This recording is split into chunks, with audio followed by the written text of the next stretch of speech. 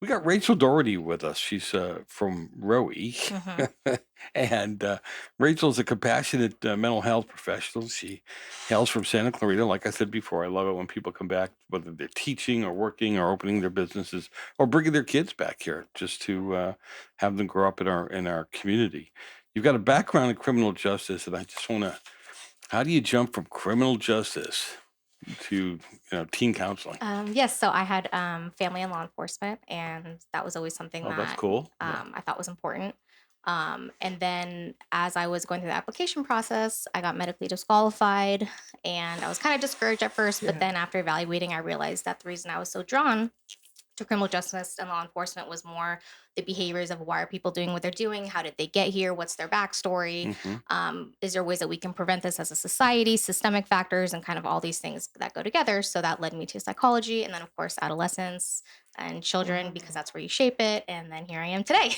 Wow. In a nutshell, what's a compassionate, what did you call yourself? A compassionate mental health counselor? um Professional. I didn't Professional? call myself. Unlike what I would be Yeah. as a mental health Okay, expert. the Yeah. opposite of him. Yeah. Okay. I didn't write that about myself, Oh, but I've now that you think of it. now that I think about it, I've spent my time working with a lot of neurodivergence, whether it's autism, Down syndrome, a lot of child abuse victims, a lot of domestic violence, a lot of poverty, um, a lot of intergenerational trauma. So I've always kind of been drawn to really just the heartbeat of people are struggling, and as a person, it's important that we help them and just model that for them, that there's always a way out. And it's not that kids need to self harm or attempt suicide or any of these things or turn to drugs. There's other options, and then hopefully that'll keep them out of the incarceration system and Sure. that never ending cycle. Oh, very good. So yes, the opposite of you. In other words. Now, What's that one that I love? You know what makes me sad? You do. you do, you jackwagon. That's his form of therapy. Now, what would you see in your kids that would make them a candidate or would make you want to bring your kids to ROWI?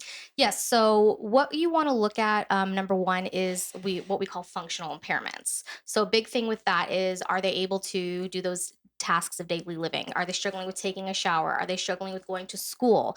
Are they struggling with eating? Right, and not in an eating disorder way necessarily, but just are they active in their life? And a lot of the times, those are those key indicators that show us that something's deeper is going on. And then when you really get down there, that's just kind of the presenting issues. And then the more complicated symptoms are underneath there. So you really want to look at the functional impairments. Is there a change from their baseline? Let's say they typically get B's and all of a sudden they're getting D's. Is the subject just hard? Or is their motivation Right. out, right? Is their sleep out? Are they just kind of give up on themselves? So Mhm. really looking at all those factors. And not a big deal to get them checked out because sometimes I know as parents you go, oh, they're just entering those teen years. It says Yes. so. If you're when in doubt, probably not a bad idea to get Yeah, we assessed. do free assessments too. It's with our program director, Lindsay Brazili. She's a licensed marriage family therapist as well. She's been in, I think, about 15 years now. So she's really great at really with those free assessments saying, hey, is this something that you need either for our PHP program, which is our partial hospitalization program, our IOP program, which is the intensive outpatient, or is this something that can be managed just at the outpatient level with once a week, once an Sure. hour, or do we need maybe to step up to residential or a Oh, hospitalization? So it never okay. hurts to get checked out, because sometimes we miss something, and then the parents, because we love our kids, we think, oh, I wish I would have done something sooner, and it never hurts to get checked out. Sure. Now you just said there was residential. What does that look like day to day for the kids? Yeah, so we don't have residential at our agency, but a Mm-hmm. residential program is where Prefer. they're typically there from 2 weeks to maybe 90 days, Mm-hmm. averages 30 days, but they're there 24 hours. So they need typically more intensive services to really help support them. And then typically when they step down and graduate from there, they end up at our program, Okay. which is a PHP and IOP program. So Okay. they're either with us 7 hours a day, 5 days a week, or 3 hours a day, 4 days a week. Wow. And how long would they do that for? It Our depends. PHP program is on average 4 to 6 weeks. Okay. And then our IOP program is typically 6 to 8 weeks. So they're with us about 3 to 4 months, depending on what's going What on. do you guys do during that time? That's a great question. So I can kind of give you an example of what would happen today on a Monday. So the kids would arrive at 8 a.m. and then they would do schoolwork from 8 to 10. So they're typically in something called home hospitalization instruction, which is where we work with the school district, Heart District, and the elementary schools are really great about that. Um, So they'll do that from 8 to 10, and then they'll have their first group at 10, and then they'll have group from 10 to 11, 11 to 12. They'll have something called mindfulness eating from 12 to 12:30. It's really important for them to get in touch with their body, really recognize how's food affecting me. Am I even aware of what I've been eating? How do we socialize, just around the table? Because I think people eating dinner at the table is a lost It art, is. right? And that's when a lot of those conversations happen. And they have groups throughout the day until 3:30. When they're in PHP, we also have family sessions once a week and individual sessions twice a week, and meet with our psychiatrist once a week as well. The groups that they have today, following school, is they'll first have a process group, and then they'll have CBT group with me. They'll have lunch, and then they'll have a life skills group, which is very important. I wish they would have had that when we were growing up. What sort of things are in that? So life skills can be anything from managing money, creating a routine, setting goals for yourself, really Good. anything where it kind of gets lost and you think, oh, well, your parents should have taught you this. Well, they Mhm. didn't. And Mhm. oftentimes it's just assumed. So we Mhm. want to make sure we teach them that. They'll have a conflict resolution group, which is a very important skill. Yeah. And then typically they'll have what's known as a peers group, which is an evidence-based practice out of UCLA that really focuses on social skills. Wow, you have everything covered. Yeah. Is there any stigma to it? Why should a parent not avoid taking their kid? That's a double negative like crazy. They should not avoid taking their kids because they think there's a stigma involved. Is that correct? Correct, because really mental health it's a human thing, just like physical health. And part of what we do as our team is we always are modeling for them of, hey, everyone has hard days, we all struggle, right? We're all very let's talk about it. So because they're with us all day, we're modeling these skills with them. When we have a rough day, we say, hey, what do you guys think we should do about this? Mhm. I think there's a lot of stigma too. There's a lot of cultural factors, but also there's a lot of self blame of, well, did I do something wrong? Maybe if I Exactly. could have done something different. And that's where the family therapy component is so great, because we Oh, can really work of how are we unintentionally reinforcing these cycles of where we are today. And it's right. taking the blame out when we look at everything as just data. Right. That's reinforcing. We also have a parent support coach that comes in Uh-huh. once a month. So she works just with the parents in the evening, and our program director. And it's really great too, because they can meet other parents who go, okay, I'm not the only person going through this, which is great for the Uh-huh. kids too, because the kids see each other in the million, go, oh, I'm not the only one feeling like this. And Sure. that's really, if we can remove that isolation like we saw with COVID, Mm, it really helps, again, humanize just us being as people sure. trying to exist on the planet. Sure, you mentioned cultural and generational. When people Yes. go, well, this is just how my family is, and it worked for me. And Oh yeah.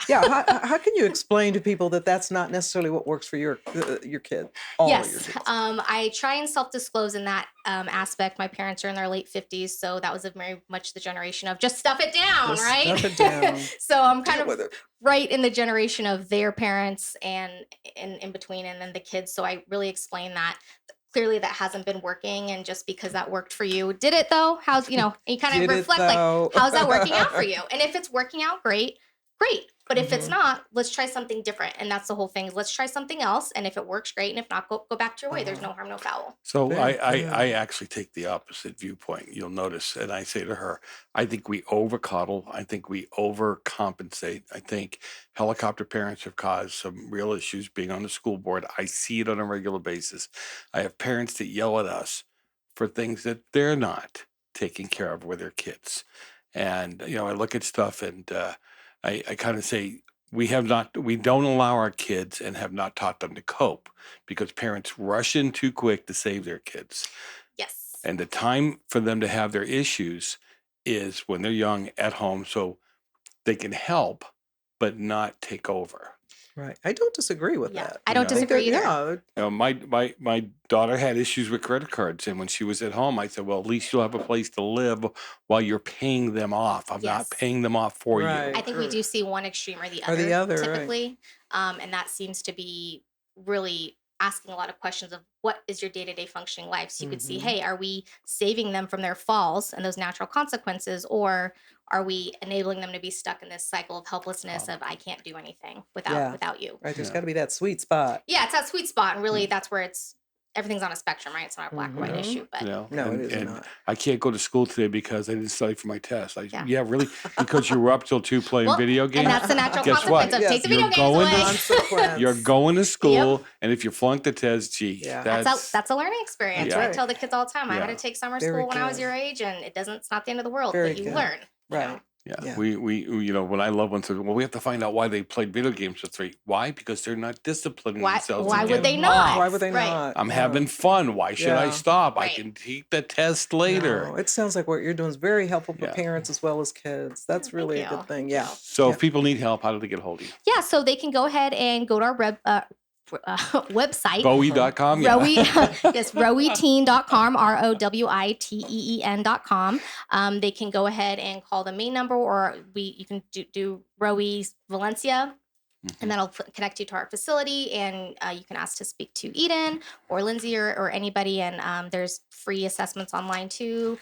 So there's no harm, no foul, Right. and we can guide you in the right direction, Very whether that's with us good. or somewhere Perfect. else. All Well, you're right. the second person we've met from there, and you guys are both delightful. Oh, thank So, you. Yeah. Yeah, I Candice is encourage great. you. Mhm. Yeah. All right. Well, we've got you want Twick. What a Twick. Twick quaffle. Yeah, there Yes. you go. Let's do that. It's easy for him to say. Okay, here we go.